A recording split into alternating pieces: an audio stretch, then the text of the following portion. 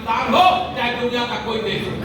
जो अमेरिका कभी भारत को वीजा नहीं देता था, भारत के प्रधानमंत्री माननीय मोदी जी को मुख्यमंत्री के रूप में वीजा नहीं देता था, आज उसी अमेरिका का राष्ट्रपति कहता है मोदी जी आप पूरी दुनिया में इतने लोकप्रिय हो, आपका ऑटोग्राफ लेने का मन करता है, मुझे एक ऑटोग्राफ दे। आज इंडिया का प्रधानमंत्री कहता है आप मोदी जी आप बॉस को पूरे दुनिया के एक तरह से बॉस के रूप में युद्ध दो देशों का यूक्रेन रूस में चल रहा हो और हाथ में तिरंगा लेकर के एक भारतीय युद्ध विराम मोदी जी के एक छोर पर दोनों देश की सेनाएं बंदूकें नीचे कर लेती हैं और भारत का एक नागरिक भारत माता की जय बोलते हुए भारत सम्मान से वापस आ सकता है। ये मोदी जी 56 इंच के सीने वाले का कमाल है।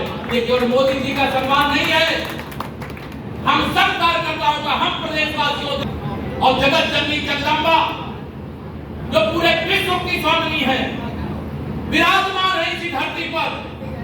आप बताइए माननीय नरेंद्र मोदी जी नहीं होते तो क्या जम्मू कश्मीर से धारा 370 हटती क्या?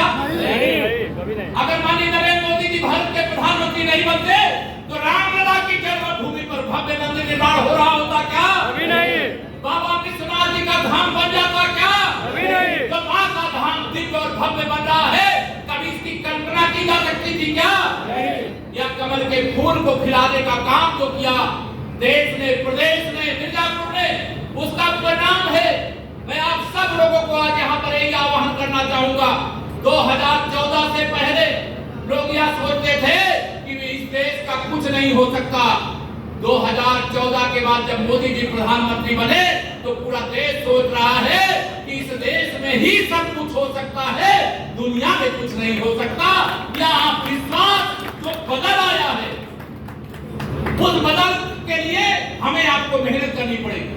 कई बार हम आप सोचते हैं अरे माहौल तो एक तरफा है, हम तो हर बूथ में जीत जाएंगे, भारतीय जनता पार्टी और गठबंधन को कौन हरा पाएगा। मैं जानता हूं माहौल अनुकूल है, लेकिन अगर हम इस 9 महीने के समय को हनुमान जी की तरह, जैसे हनुमान जी ने क्या कहा था जब मैनाक पर्वत आए थे, जब वो लंका जा रहे थे कि आपके पिता पवन देव का हमारे ऊपर ऋण है, आप थक गए होंगे, विश्राम कर लीजिए। तो उन्होंने कहा राम काज कीन्हे बिना मोहि कहां विश्राम। और आज आप सबसे मैं आह्वान करता हूं, राष्ट्र काज कीन्हे बिना मोदी जी के नेतृत्व में ही भारत विश्व गुरु बन सकता है। और भारत को विश्व गुरु बनाने के लिए इस देश का काम आज भारतीय जनता पार्टी के कार्यकर्ता के नाते आप सबको करना है।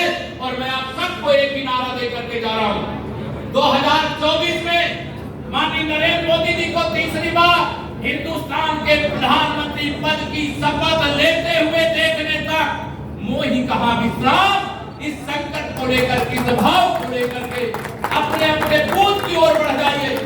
भारतीय जनता पार्टी गठबंधन की जीत में कोई कमी किसी स्तर पर न रह जाए, इसका संकल्प लेकर के जाइए। क्योंकि आने वाला 2024 का चुनाव 5 साल के लिए नहीं है मेरे साथियों, आने वाला 2024 का चुनाव हिंदुस्तान को 100 साल आगे ले जाने का चुनाव है, 100 साल आगे ले जाने का चुनाव। क्योंकि ये सारे विरोधी मैं जानता हूं, आप भी जानते हैं, ये अंत तक गठबंधन करेंगे, इनके साथ भारत के विरोधी ताकतें भी मिल जाएंगी। लेकिन अगर जनता इनके साथ नहीं है तो यह एक भी सीट में खाता नहीं खोल सकते हैं।